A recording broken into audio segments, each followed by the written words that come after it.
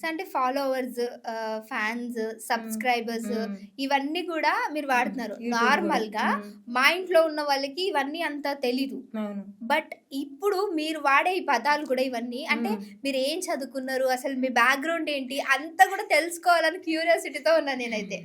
నేనైతే ఫిఫ్త్ చదువుకున్నాను అప్పట్లో. ఫిఫ్త్ ఇంగ్లీష్ మీడియం అయితే. ఇంగ్లీష్ మీడియమా? ఆ! నేను కూడా 10థ్ వరకు తెలుగు మీడియం నేను. హ్మ్. మీరు వావ్! ఆ కాలంలో కూడా ఇంగ్లీష్ మీడియం అంటే అది క్రిస్టియన్ వాళ్ళ స్కూల్ అనమాట. ఓకే. అందుకని వివేరా స్కూల్ అని టీచర్ ఒకామె ఉండేది. చాలా మంచిగా చెప్పేది. హ్మ్. తర్వాత ఫిఫ్త్‌కొచ్చాక సార్ ఉండేవాళ్ళు. సార్ గూడా చెప్పేవాడు. హ్మ్. ఎంత మంచోళ్ళంటే అప్పట్లో మాకు స్కూలుకెళ్ళాలనే ఉంటది గానీ, ఇంట్లో ఉండాలని ఎప్పుడు చిన్నప్పుడు ఏడ్చేవాళ్ళం. హ్మ్. తర్వాత స్కూల్ వదులుకోవాలని లేదు. కానీ కొన్ని పరిస్థితుల వల్ల మా అమ్మ బాలేకపోతే హ్మ్. మానేశాననమాట. ఓకే. ఇంట్లో నేనే పెద్దదాన్ని. ఇంక హ్మ్. ఇల్లు చూసుకోవాలా, అన్నీ చూసుకోవాలని మానేశాను. హ్మ్. మీరెంతమంది ఆంటీ?